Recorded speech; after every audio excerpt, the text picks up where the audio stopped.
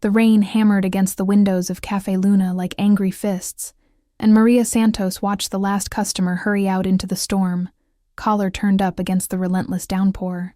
She sighed as she began stacking chairs on tables, her tired hands moving through the familiar routine. Another day, another struggle to keep the cafe afloat while raising 8-year-old Sofia alone. The cafe had been her dream once, a cozy little place where neighbors could gather, where the coffee was always fresh and the pastries homemade. But dreams, Maria had learned, were expensive luxuries when you were a single mother in Chicago's South Side. The reality was cracked linoleum, a temperamental espresso machine held together with duct tape, and customers who counted their change twice before ordering. "Mama, can we go home now?" Sofia looked up from her coloring book at the corner table, her dark eyes heavy with sleep. She'd been sitting there for 3 hours, working on homework and drawing pictures while Maria finished the evening shift. "Just a few more minutes, mija," Maria replied, forcing a smile. The truth was, she was dreading going home to their cramped apartment above the old bakery. The rent was due in 3 days, and she was still $200 short. The cafe barely broke even on good days, and today had definitely not been one of those. Only 12 customers all day, and half of them had nursed a single cup of coffee for hours. Maria's back ached as she wiped down the last table. At 28, she already felt ancient.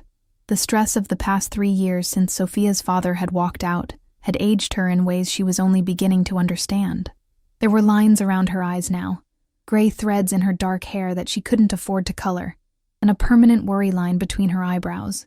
As she moved toward the register to count the day's meager earnings, movement outside caught her eye. Through the rain-streaked window, she could see a figure slumped against the brick wall of the alley beside her cafe. At first, she thought it might be one of the homeless individuals who sometimes sought shelter there.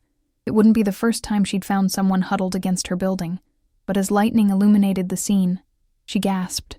The man was wearing an expensive-looking dark suit, now soaked and torn. Even from a distance, she could see blood on his white shirt, dark stains that the rain couldn't wash away. His body was twisted at an odd angle, and he wasn't moving. Maria's first instinct was to call the police, but something stopped her. Maybe it was the way he was dressed, clearly not a typical vagrant. The suit alone probably cost more than she made in a month. Maybe it was the maternal instinct that had kept her and Sofia alive through countless hardships, the same instinct that made her feed stray cats and always leave a little extra food for the homeless man who slept behind the grocery store.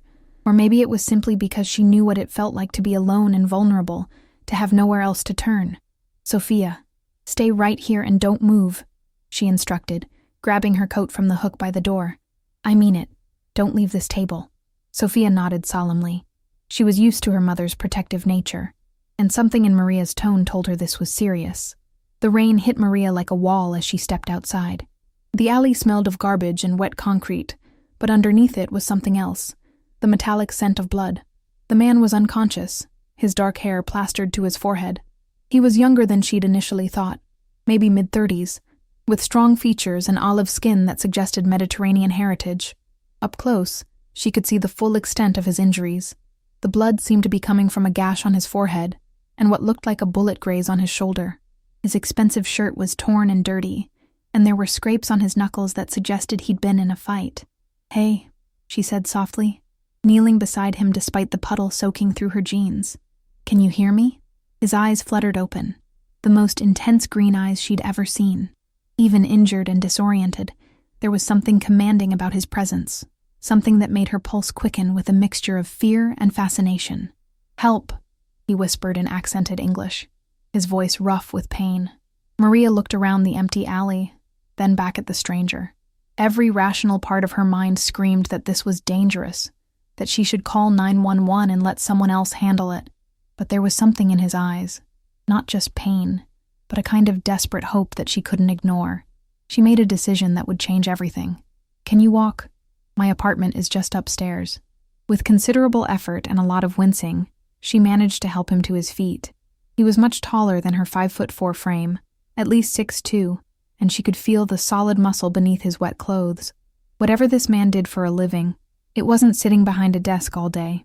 They made it up the narrow stairs to her modest apartment, though she had to support most of his weight by the time they reached the top. She was breathing hard, and her arms ached from the effort. "Sofia, go to your room," Maria said as they stumbled through the door. But Mama, who is... Now, please. Something in her mother's tone made Sophia obey immediately, though Maria caught her peering around the corner as she helped the stranger to her small couch.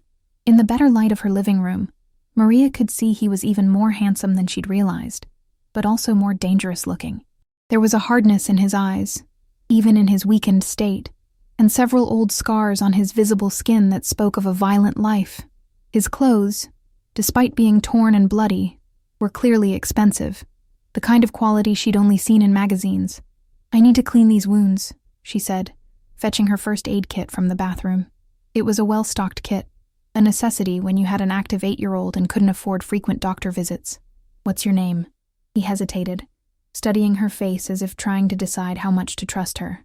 Alessandro Romano." The name meant nothing to her, but she noticed how he said it, like it carried weight, like it was supposed to mean something. There was pride in the way he pronounced each syllable, despite his obvious pain. "I'm Maria Santos." She began cleaning the wound on his forehead with gentle, practiced movements. "What happened to you? Business meeting gone wrong," he said cryptically, then winced as she applied antiseptic. "What kind of business requires you to carry a gun?" she asked, nodding toward the shoulder holster she'd glimpsed under his jacket. Alessandro's eyes sharpened. "You're very observant. I'm a single mother in this neighborhood. I have to be." Over the next hour, Maria tended to his injuries with the efficiency of someone who'd learned emergency first aid the hard way. The bullet had barely grazed him, but the head wound had bled profusely. As she worked, she became acutely aware of his eyes following her every movement. There was something about him that made her heart race, not just attraction, though she couldn't deny he was devastatingly handsome, but something more complex. Danger mixed with an unexpected gentleness in the way he let her care for him. "You should go to a hospital," she said, bandaging his shoulder. "This needs proper medical attention." "No hospitals." His tone brooked no argument. "They ask too many questions, and I can't afford questions right now." A chill ran down Maria's spine. What kind of man couldn't go to a hospital? But she pushed the thought away. Everyone deserved help, didn't they? And despite the obvious danger that surrounded him like a shadow, he hadn't made her feel threatened. If anything, his presence made her feel safer than she had in months. "You can stay the night," she heard herself saying, "but you'll have to sleep on the couch, and you'll be gone in the morning." Something flickered across his features. Surprise, perhaps, or gratitude. "You would trust a stranger in your home, with your daughter?" It was a fair question, and one Maria wasn't sure she could answer rationally. "I don't know," she admitted, "but you were dying in an alley. I couldn't just leave you there. Most people would have. I'm not most people." Alessandro studied her for a long moment, and Maria felt like he was seeing straight through to her soul. "No," he said finally, "you're not." That night, after Sophia had gone to bed with strict instructions not to come out until morning, Maria lay awake listening to Alessandro's steady breathing from the living room. She kept telling herself she'd done the right thing, but doubt gnawed at her. What if he was dangerous? What if she'd just invited a criminal into their home? But when she finally drifted off to sleep, her dreams were filled with green eyes and gentle hands, surprisingly tender for someone so obviously dangerous. She woke to the smell of coffee and something delicious cooking. Padding to the kitchen in her robe, she found Alessandro at her stove, his shirt off, revealing a muscled torso marked with several old scars. He'd found her father's old t-shirt in the closet, which stretched tight across his broad chest and shoulders. "I hope you don't mind," he said, not turning around. "I wanted to make breakfast. To thank you." "You didn't have to," Maria began, then stopped as she saw what he was preparing. Real eggs. Benedict, with perfectly poached eggs and hollandaise sauce made from scratch. The kind of breakfast she'd only seen in fancy restaurants. Certainly nothing she could ever afford to order. Her kitchen looked different too. Somehow he'd managed to organize it more efficiently, and everything was spotlessly clean. Even her temperamental coffee maker seemed to be working better. "Where did you learn to cook like this?" she asked, amazed. A shadow crossed his face. "My grandmother taught me. Nonna Rosa. She said a man who couldn't feed himself properly wasn't much of a man at all." His accent became more pronounced when he spoke of his family, the words flowing like music. "She sounds wise." "She was. She raised me after my parents died." He plated the food with professional precision. "She would have liked you." "Would have?" She passed 5 years ago. Cancer. I'm sorry. Alessandro nodded acknowledgement, then looked around the small apartment. You live here alone? Just you and Sophia? For the past 3 years. Maria didn't elaborate, but Alessandro seemed to understand. Her father? Decided fatherhood wasn't for him. The bitterness in her voice surprised even her. She'd thought she was past that anger. His loss, Alessandro said simply, and something in his tone made warmth spread through her chest. Sophia emerged from her room, drawn by the amazing smells. She stopped short when she saw Alessandro, suddenly shy in the way children get around strangers. Sophia, this is Alessandro, Maria said carefully. He's a friend who needed help. Alessandro knelt down to Sophia's eye level, and his entire demeanor changed. The hardness melted away, replaced by genuine warmth and something that looked almost like wonder. Hello, Sophia. Your mama tells me you like to draw. I'd love to see your pictures sometime. Sophia beamed and ran to get her sketchbook. As they ate breakfast together, Maria watched in amazement as Alessandro engaged with her daughter. He admired Sophia's drawings with genuine enthusiasm, told funny stories about his own childhood in Italy, and even helped her with a difficult math problem, explaining fractions using pieces of fruit. You're good with children, Maria observed after Sophia had left for school. I have had a younger sister, Alessandro said, and pain flickered across his features like a candle in the wind. Isabella. She would be about Sophia's age now. What happened to her? That's complicated, he said, standing abruptly and moving to the window. I should go. I've imposed on your kindness long enough. Wait.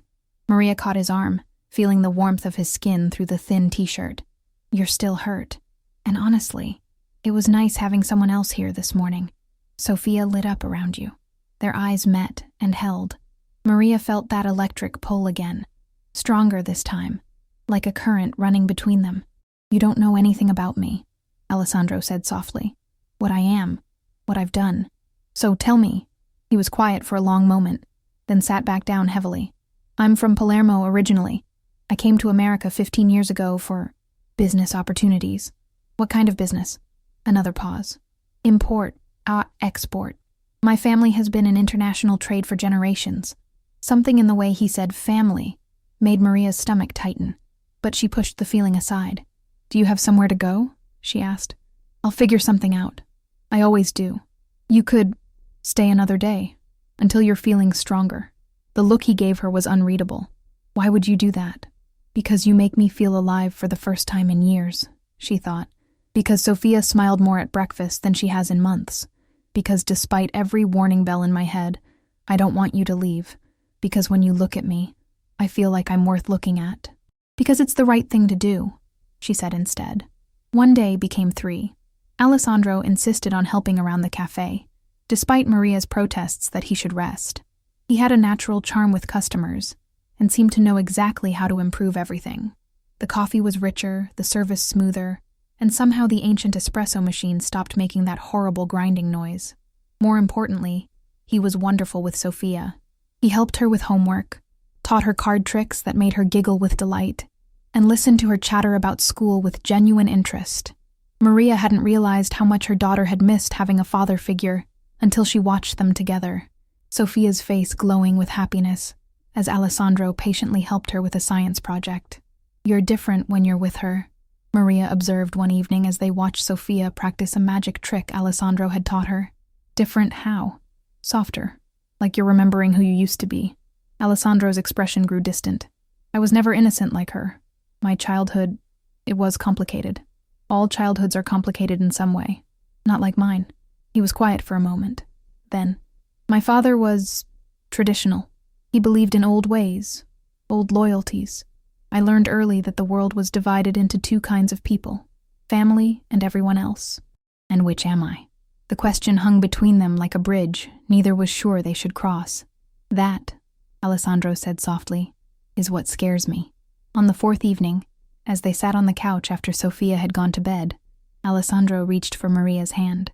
His fingers were warm and surprisingly gentle for someone who'd obviously lived a hard life. I should tell you something, he said. Maria's heart hammered. This was it, the moment when she'd learn who he really was, when the fantasy of the past few days would come crashing down. But before he could speak, her phone rang. The caller ID showed her landlord's number. "I have to take this," she said apologetically, though part of her was grateful for the interruption. The conversation was brief and devastating. Mr. Hendricks had found a buyer for the building. She had 30 days to pay 3 months back rent, money she'd been trying to save for months, or he'd have to evict them to close the sale. $1,200, she whispered, after hanging up, staring at the phone in her hands. "I need $1,200 or we lose everything. The cafe, the apartment, everything she'd worked so hard to build, gone. And where would they go? How could she uproot Sophia again? They'd already moved 3 times in the past 2 years, following cheaper rent and broken promises. "Maria, I'm sorry," she said, standing abruptly. "I need some air." She stepped onto the small balcony off her living room, gripping the railing as waves of panic washed over her. The city spread out below, millions of lights representing millions of people, and she felt utterly alone among them all. Alessandro appeared beside her, silent for a moment, just sharing her space and her fear. "I can help," he said quietly. "I can't accept money from you," Maria replied automatically. "You're a guest. I don't even—" She stopped herself before saying, "I don't even know who you really are." "What if it wasn't charity?" Alessandro asked. "What if it was an investment?" Maria turned to look at him, confused. "Your cafe has potential," he continued. "With the right backing, the right connections, you could expand. Make it profitable. Turn it into something special. Alessandro, I appreciate the thought, but I don't have collateral for a loan. And my credit, marry me." The words hit her like a physical blow. "What? Marry me," he repeated, his green eyes intense in the dim light from the street below. Maria stared at him, certain she'd misheard. "You want to marry me? We've known each other 4 days. Sometimes 4 days is enough," he said, stepping closer. "You feel it too, don't you? This connection between us?" Maria's breath caught. She did feel it. The electricity, the way her heart raced when he was near, the rightness of having him in her space. But marriage? To a man who might be a criminal? "Think about it," Alessandro continued. "You'd have security. Sophia would have stability, a father figure who already adores her. And I would have something I've never had before." "What's that?" "A real family?" The sincerity in his voice made her chest tight. "Alessandro, I can't marry someone I barely know. What if you're—" She stopped, not wanting to voice her fears. "What if I'm what? Dangerous?" The question hung between them like a blade. "Are you?" Maria whispered. Alessandro was quiet for so long she thought he wouldn't answer. When he finally spoke, his voice was rough with emotion. "I've done things I'm not proud of. I've hurt people who deserved it, and some who probably didn't. I've made choices that would horrify you." He turned to face her fully. "But I would never, ever hurt you or Sophia. On my life, on my grandmother's grave, I swear this to you." It wasn't exactly an answer, but something in his tone convinced her he was telling the truth about that at least. "I need time to think," she said. "Of course. But Maria," his expression grew serious. "Time might be something we don't have much of." Before she could ask what he meant, they heard voices from the street below.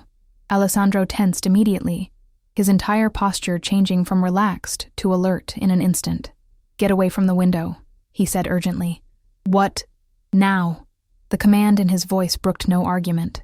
Maria stepped back as Alessandro peered carefully through the curtains, and she saw him transform before her eyes.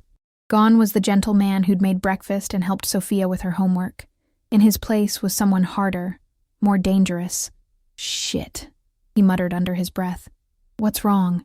Instead of answering, he pulled out a cell phone she hadn't seen before. Expensive, high-tech, nothing like the simple flip phone she used. He dialed quickly. "Marco, they found me," he said in rapid Italian. The conversation continued for a moment, his voice getting more urgent, before he switched to English. "No, I'm not alone. Yes, it matters. A lot." Maria's blood turned to ice. The conversation continued for another minute, Alessandro giving what sounded like detailed directions, before he hung up.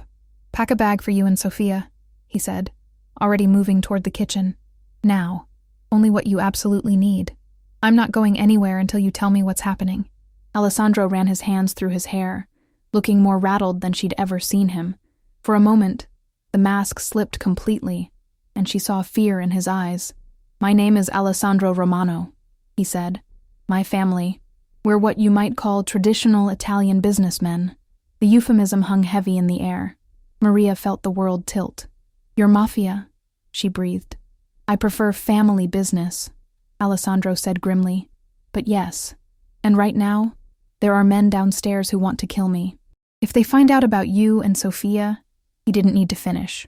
The threat was clear enough. Maria's maternal instincts kicked into overdrive. "Sophia!" she called, rushing to her daughter's room. "Mama?" Sophia sat up in bed, rubbing her eyes. "What's wrong?" "We're going on a little trip, baby. Pack your favorite things. Quickly." To her credit, Sophia didn't argue. She'd lived through enough upheavals to recognize the signs of trouble, and she began stuffing clothes and toys into her backpack with practiced efficiency. As Sophia packed, Alessandro appeared in the doorway, and Maria saw he now had a gun in his hand, a sleek, professional-looking weapon that he handled with obvious familiarity. "There's a fire escape that leads to the building next door," he said quietly. "Marco will meet us 3 blocks away." "Who's Marco?" "Someone I trust with my life." "With your lives. What about you?" Alessandro's smile was grim. "I'll handle the situation downstairs." "You mean the men who want to kill you?" "It's what I do." The casual way he said it sent chills down Maria's spine. "You're not coming with us?" Something flickered in his eyes. Regret, perhaps, or longing. "It's better if I don't. Safer for you and Sophia." "But what if—" "Maria!" He holstered the gun and cupped her face in his hands. "In another life, maybe we could have made this work. But this is who I am. What I am. You and Sophia deserve better than looking over your shoulders for the rest of your lives." "Ready?" Sophia announced, appearing with her overstuffed backpack. Alessandro knelt down to her level, and once again Maria watched him transform, all the hardness melting away. "Sophia, you're going to go with your mama on an adventure. Be brave for her, okay? Can you do that for me? Are you coming too?" Sophia asked, her voice small. The pain that crossed Alessandro's features nearly broke Maria's heart. "Not this time, little one. But I want you to remember something. You and your mama are the strongest, most beautiful people I've ever met. Don't ever let anyone tell you otherwise." He kissed Sophia's forehead, then stood and handed Maria a key. "Storage Unit 247 on 5th Street," he said quietly. "There's enough inside to take care of you and Sophia for a long time. Consider it payment for saving my life." "Alessandro, go, now!" The next few minutes were a blur. Alessandro led them to the fire escape, helped them down into the alley, and pointed them toward a sleek black car waiting in the shadows 3 blocks away. A burly man with kind eyes, Marco presumably, ushered them inside without a word. As they drove away, Maria caught a glimpse of Alessandro through the rear window. He stood in the alley, watching them go, his figure growing smaller and smaller until he disappeared entirely. She felt like her heart was being torn in two. "Where are we going?" Sophia asked sleepily, curling up against her mother's side. "I don't know, baby," Maria whispered, holding her daughter close and watching the city lights blur past. "I don't know." Marco drove them to a safe house outside the city, a modest cabin by a lake that felt like something from a fairy tale. Despite his intimidating appearance, he was surprisingly gentle, especially with Sophia, and he'd brought enough groceries to last weeks. Mr. Romano's instructions, he explained in accented English, that suggested he too was Italian. "You stay here until he says it's safe." "How will we know when that is?" Maria asked. Marco's expression was unreadable. "You'll know." The cabin was comfortable, with 2 bedrooms, a full kitchen, and a living room with a stone fireplace. There were books, games, and even art supplies for Sophia. Alessandro had thought of everything. 2 weeks passed in a strange kind of suspended animation. Sophia adapted to their new environment with the resilience of childhood, treating it like an extended camping trip. She explored the woods around the cabin, fed the ducks on the lake, and seemed genuinely happy for the first time in months. Maria, however, felt like she was losing her mind. She had no phone, no contact with the outside world, no idea if Alessandro was alive or dead. She found herself thinking about him constantly, the way he'd looked at Sophia with such tenderness, the way he'd made her feel protected for the first time in years, the marriage proposal that had seemed so crazy at the time, but now she realized she would have said yes. She would have said yes to the dangerous, complicated, mysterious man who'd made her daughter laugh and shown her what it felt like to be cared for. She would have said yes to the uncertainty, to the risk, to the chance at something real. On the 15th day, as Maria was helping Sophia with her makeshift homeschooling, Marco returned. He looked tired but pleased, and Maria's heart leaped. "It's safe," he announced, "but there have been changes." "What kind of changes?" Maria asked, trying to keep her voice steady. "Better if Mr. Romano explains himself." The drive back to the city revealed the scope of those changes. Her neighborhood looked different, cleaner somehow. There were new streetlights, and several abandoned buildings had been renovated. But the biggest shock was her cafe. Cafe Luna was completely transformed. New equipment gleamed behind the counter. The walls were painted in warm, inviting colors, and there was even outdoor seating with cheerful umbrellas. A tasteful sign announced, "Cafe Luna, under new management." But when Maria peered through the window, she saw familiar faces behind the counter, her regular customers, now apparently employed there. "I don't understand," Maria breathed. "He bought the building," Marco explained, getting out of the car. "The whole block, actually. Paid off your debts, set up a trust fund for Sophia's education, hired a management company to run things while you were gone. The neighborhood association loves him. He's been funding improvements all over the area." Maria's head spun. The scale of what Alessandro had done was overwhelming and terrifying. How much money did he have? What exactly was his business? "Where is he?" she asked. Marco's expression darkened. "Hospital. He was badly hurt dealing with the men who came for him that night." Maria's heart clenched with fear. "How badly?" "Bad enough. But he's alive, and he's been asking about you and Sophia every day." Maria barely remembered the hospital visit arrangement. She left Sophia with Marco's wife, a sweet woman named Rosa, who spoke to Sophia in Italian and immediately began teaching her how to make proper pasta, and rushed to the medical center. Alessandro was in a private room on the top floor, surrounded by flowers, and what looked like a small army of well-dressed men who scattered when she arrived. The sight of him made her knees weak. He was awake but pale, with fresh bandages covering half his torso and ugly bruises on his face. His left arm was in a sling, and there were stitches above his right eyebrow. But when he saw her, his eyes lit up with such joy that Maria's breath caught. "You came back," he said wonderingly. "Of course I came back." Maria took his uninjured hand carefully, surprised by how fragile he looked. "How badly are you hurt?" "I'll live. The question is whether you'll let me live near you." Maria studied his bruised face, seeing past the injuries to the man who'd made breakfast for her daughter and offered to marry her to solve her problems. "Tell me the truth about who you are," she said. "All of it. I need to know what I'm getting into." Alessandro was quiet for a long moment, then began to speak. He told her about growing up in Sicily, where his family had been part of the Cosa Nostra for generations. His father had been a respected capo, his grandfather before him, stretching back to the early days of organized crime in Italy. He told her about coming to America at 19, sent by his family to establish new territory, build legitimate businesses that could launder money, and provide cover for less legal activities. About the years of violence, the territory wars, the constant vigilance required to stay alive in a world where trust was a luxury few could afford. "I was supposed to meet with the Morettis that night," he explained, "a rival family that's been trying to muscle in on our operations. We were going to negotiate territory, try to avoid an all-out war." He touched the bandage on his shoulder gingerly. "Instead, they decided to solve the problem by eliminating me. And now we've reached an understanding. They respect our boundaries. We respect theirs. The old-fashioned way." Maria didn't want to know what that meant, exactly. "What does that mean for you? For us?" she asked instead. Alessandro's grip on her hand tightened. "It means I can step back from the more dangerous aspects of the family business. I've been moving money into legitimate investments for years. Real estate, restaurants, import companies that actually import legal goods. I have enough clean money now to live comfortably without the illegal activities. Can you really just walk away? From the violence? Yes. From the family entirely? No. There are still obligations, still loyalty expected.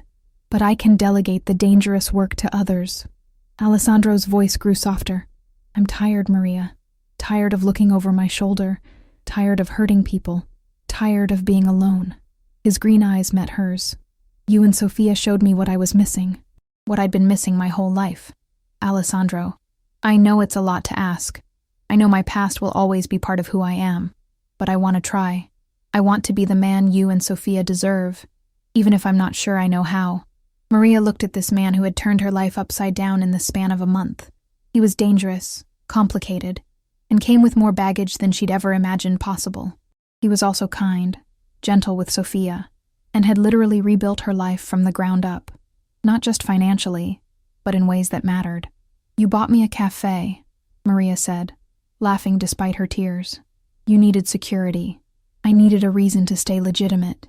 It seemed practical. And the marriage proposal?" Alessandro's smile was crooked due to the swelling on his face. "That was less practical. That was pure hope." Hope for what?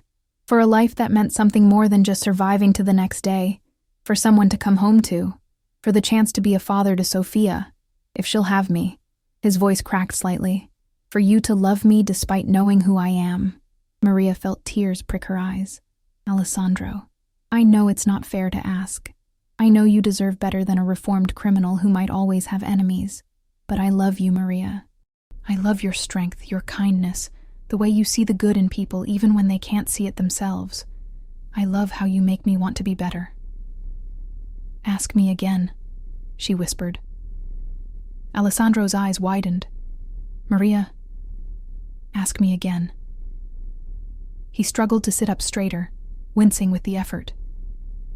"Maria Santos, will you marry me? Not for practical reasons, not to solve our problems, but because I love you, and I want to spend whatever time I have left on this earth making you and Sophia happy?" "Yes," Maria said, leaning down to kiss him gently, careful of his injuries. "Yes, I'll marry you." The engagement was brief. Alessandro insisted they not wait. "I've wasted enough time already," he said. "And in my business, you never know what tomorrow might bring." The wedding was small but beautiful, just Marco and Rosa as witnesses, along with Sophia, who served as flower girl wearing a dress that probably cost more than Maria used to make in a month. Alessandro wore a perfectly tailored black suit and an expression of wonder, as if he couldn't quite believe his luck. The ceremony took place in the small garden behind the renovated cafe, surrounded by flowers that Alessandro had somehow arranged to be planted overnight. A judge who asked no uncomfortable questions performed the service, and Maria suspected some money had changed hands to ensure privacy and discretion. When they exchanged rings, simple gold bands that nonetheless felt weighty with promise, Alessandro's voice was rough with emotion. "I promise to protect you and Sophia with my life," he said. "I promise to be the man you believe I can be, even when I don't believe it myself. And I promise that whatever happens, you'll never have to worry about money or security again." Maria's vows were simpler. "I promise to love you as you are, not as who you used to be or who you might become. I promise to trust you, even when I don't understand your world. And I promise that you'll always have a family in Sophia and me." When the judge pronounced them husband and wife, Alessandro kissed her with such tenderness that Maria felt tears slide down her cheeks. That night, as they lay in their new bedroom above the expanded cafe, Alessandro had somehow managed to renovate the entire apartment as well. Maria traced patterns on his chest, careful to avoid his bandaged injuries. "Any regrets?" he asked softly. Maria considered the question. 6 months ago, she'd been a struggling single mother with no prospects and dwindling hope. She'd served coffee to the same 12 customers every day, counted pennies to buy groceries, and fallen asleep each night wondering how she was going to make rent. Now she was married to a man who might or might not have killed people, living in an apartment that was bigger than any place she'd ever dreamed of affording, with a business that was already thriving beyond her wildest expectations. "Just one," she said. Alessandro tensed. "What's that?" "I wish I'd said yes the first time you asked." His laugh was warm against her neck. "I love you, Mrs. Romano. I love you too, Mr. Romano." The first year of marriage was a learning experience for both of them. Alessandro threw himself into legitimizing his business operations with the same intensity he'd once brought to less legal pursuits. He opened 3 more cafes around the city, each one employing people from the neighborhood who needed steady work.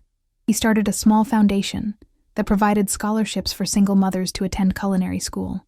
But it wasn't all smooth sailing. There were nights when Alessandro would disappear for hours, returning home tense and silent. There were phone calls in rapid Italian that ended with him looking grim. There were men in expensive suits who would show up at odd hours, speaking in low voices about situations that needed to be handled. Maria learned not to ask too many questions about these incidents, but she couldn't ignore them entirely. "I thought you were stepping back," she said one evening, after a particularly troubling visit from two men who looked like they could bench press a car. Alessandro sighed, loosening his tie. "I am, but stepping back isn't the same as stepping out entirely. There are still obligations, still respect that needs to be maintained." "What kind of obligations?"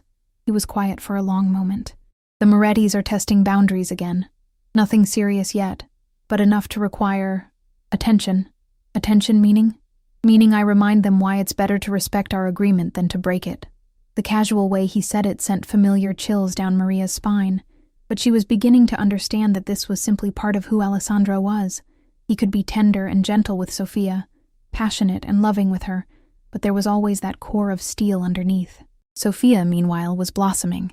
She called Alessandro Papa now, and he doted on her shamelessly.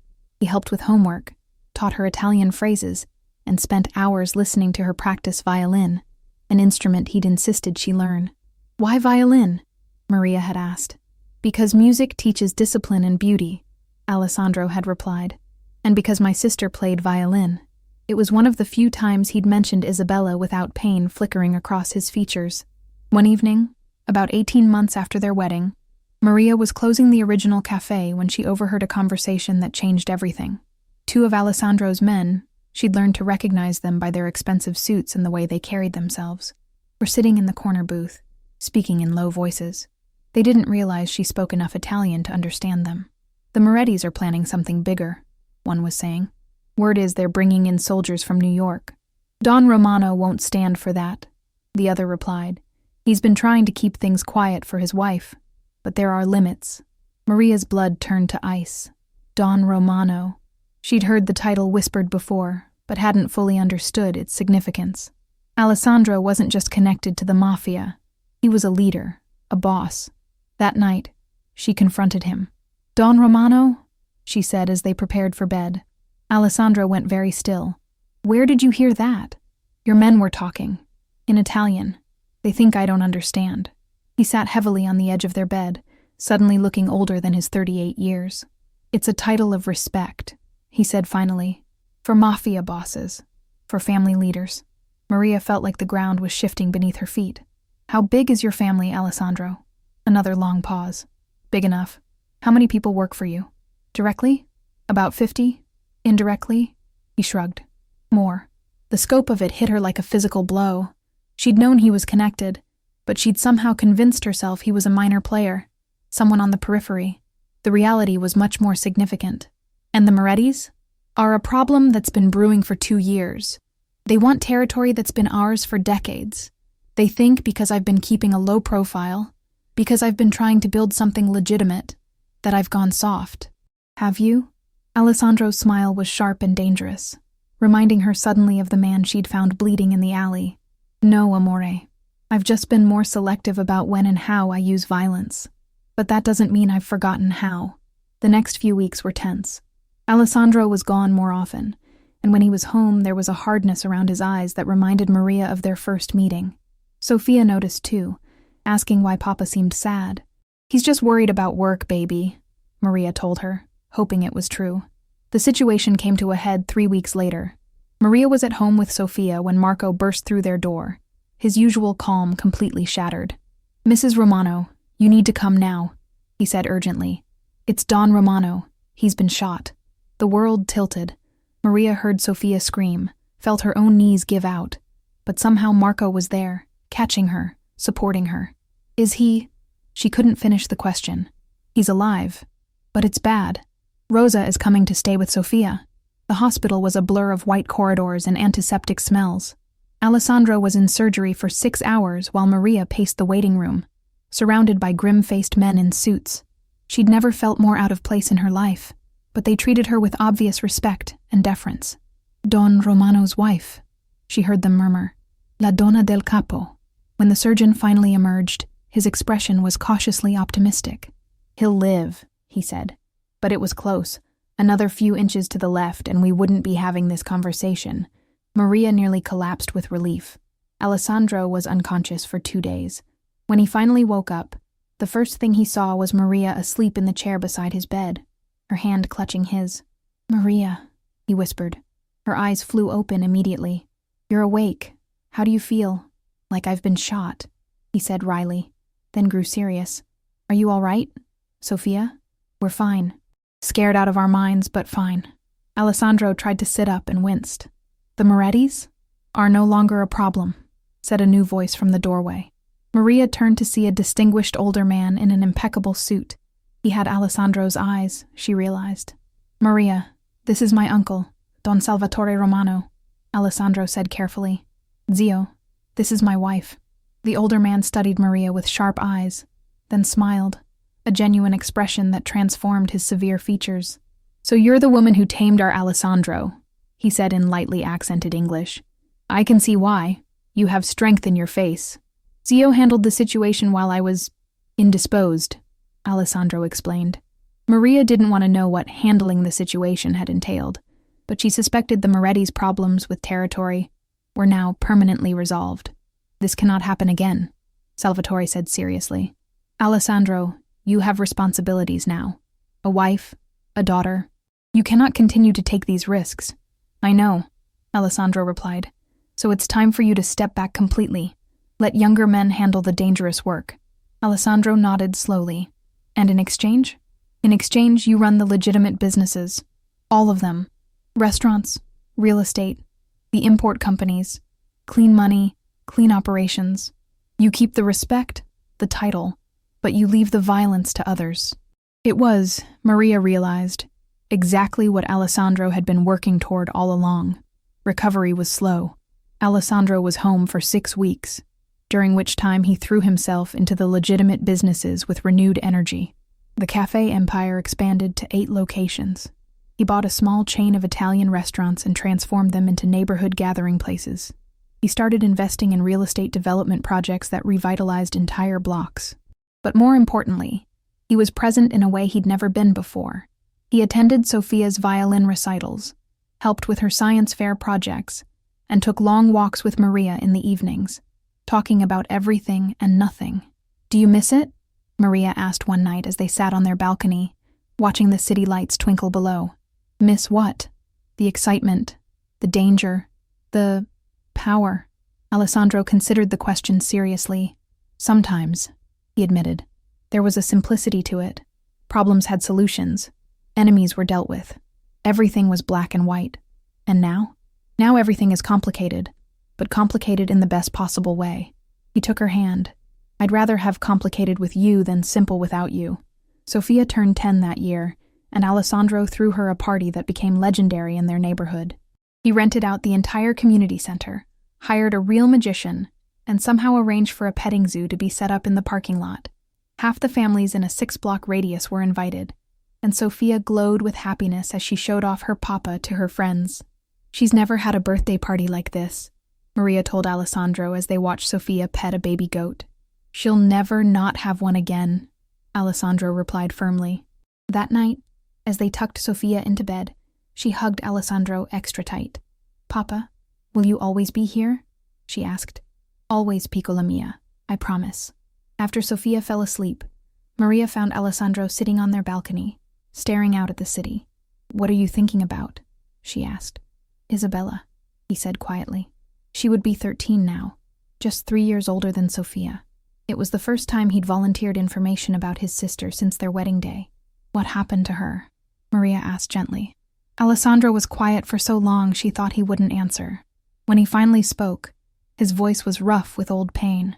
"She was kidnapped when she was 8, by a rival family who wanted to send a message to my father." His hands clenched into fists. "They kept her for 3 days. When we got her back, he didn't need to finish." Maria felt sick. She never recovered. Not really. She stopped talking, stopped eating. "My grandmother tried everything. Doctors, therapists, even priests. Nothing helped." A tear slid down his cheek. "She died 2 years later. The doctor said it was an infection, but I knew better. She died of a broken heart. Alessandro, I'm so sorry. I swore that night that I would never let anything like that happen to anyone I loved ever again. That's why I do what I do, why I built what I built." to protect the people who matter. Maria took his hand. And that's why you were so good with Sophia from the beginning. She reminds me of Isabella sometimes. The way she laughs, the way she draws with her tongue sticking out. Alessandro smiled through his tears. But she's stronger, happier, because she has you. She has us, Maria corrected. They sat in comfortable silence, watching the city sleep below them. Maria thought about the journey that had brought them here, from that rainy night when she'd found a stranger bleeding in an alley to this moment, sitting beside her husband, and thinking about their daughter sleeping safely in her room. Do you ever regret it? Alessandro asked suddenly. Regret what? Taking me home that night. Marrying me. All of it. Maria considered the question seriously. Her life had become infinitely more complicated since Alessandro entered it. She now lived in a world of bodyguards and bulletproof cars, of whispered conversations and men who called her husband Don. She'd traded the simple struggle of poverty for the complex challenges of being married to someone with a dangerous past. But she'd also gained security, love, and the joy of watching Sophia bloom under Alessandro's devoted attention. She'd gained a partner who treated her like a queen and a father for her daughter, who would literally die to protect her. Never, she said firmly. Not for a single second. Even when I disappear from mysterious meetings, even when strange men show up at our door, even knowing what I've done, what I might still have to do, especially then, Maria said, because all of that is just part of who you are, and I fell in love with who you are, all of it. Alessandro pulled her closer, and they sat together as the city slept around them, two people who'd found each other in the most unlikely circumstances and built something beautiful from it. 5 years later, Cafe Luna had expanded into a small empire. Sophia, now 13, was fluent in Italian and could calculate restaurant profit margins in her head, skills Alessandro claimed would serve her well in any business. She was also an accomplished violinist and had been accepted into the city's prestigious performing arts high school. Maria's hair had highlights now, and she wore clothes that actually fit properly instead of cheap hand-me-downs. But more than the material changes, there was peace, the kind of deep contentment that comes from knowing exactly where you belong. Alessandro kept his word about leaving the violent side of his family's business behind. He still maintained connections. Maria wasn't naive enough to think he'd completely severed all ties. But their life was remarkably normal for a mafia boss's family. Well, normal except for the occasional presence of large men in expensive suits who called Alessandro Don and treated him with obvious deference. Normal except for the bulletproof windows in their car and the security system that could rival Fort Knox. Normal except for the way restaurant owners all over the city lit up when Alessandro walked in, and how permits that normally took months somehow got approved in days. Don't worry about it, Alessandro always told her when she asked about these things. Some titles stick. On their 5th wedding anniversary, as they watched Sophia practice violin in their beautifully appointed living room, Maria reflected on the night she'd found him bleeding in the rain. What are you thinking about? Alessandro asked, following her gaze. That night, when you showed up half dead outside my cafe. Best, worst night of my life, Alessandro said, pulling her closer on their expensive leather sofa. Why did you really ask me to marry you that first time? Maria asked. It was a question that had nagged at her over the years, especially during quiet moments like this. Alessandro was quiet for a moment, listening to Sophia's music fill their home. Because in 4 days, you showed me more kindness than I'd experienced in 40 years. Because Sophia looked at me like I was a hero instead of a monster. Because for the first time in my adult life, I wanted something more than power, or money, or respect. What did you want? To be the man you already thought I was. Maria turned in his arms to face him. And are you? That man? Alessandro's smile was soft, all traces of the hardness she'd once seen in his eyes completely gone when he looked at his family. Every day I try to be. For you. For Sophia. For the life we've built together. And if someone threatened us? If another family tried to move in on your territory? The change was instant and subtle. A slight hardening around his eyes. A tension in his shoulders that reminded Maria he would always be dangerous when necessary. Then they would learn that stepping back from violence doesn't mean forgetting how to use it, he said quietly. I may be retired from the day-to-day operations, but I will always be a Romano, and Romanos protect what's theirs. The casual certainty in his voice should have frightened her, but instead, Maria felt safe, protected, loved. Outside, thunder rumbled in the distance. and Maria remembered another stormy night when a mysterious stranger had changed everything. "I'm glad I brought you home," she whispered. "So am I, amore mio," Alessandro replied, kissing her forehead. "So am I." As they sat together in their warm, safe home, listening to their daughter's music fill the room, Maria realized that sometimes the most dangerous choice could also be the most beautiful one. Sometimes taking a chance on a stranger bleeding in the rain could lead to a love story worth telling. And if that stranger happened to be a mafia boss looking for redemption, well, that just made the story more interesting. The rain began to fall outside, gentle this time instead of violent, and Maria Romano smiled as she watched her husband teach their daughter a new card trick. She'd taken a chance on love, and love had taken a chance on her right back. Some risks, she'd learned, were absolutely worth taking. Years later, when Sophia was grown and starting her own family, she would ask her mother about that night, the night that changed everything. Maria would tell her about the storm, about the stranger in the alley, about the choice that seemed impossible but turned out to be inevitable. "Weren't you scared, Mama?" Sophia would ask. And Maria would smile, thinking of green eyes and gentle hands, of breakfast made with love and marriage proposals on balconies, of a dangerous man who chose to be good for the people he loved. Terrified, she would admit. But sometimes the best things in life are found on the other side of fear. And in the distance, thunder would rumble, reminding them both that some storms bring destruction, and others bring exactly what you need, even when you don't know you need it. The end.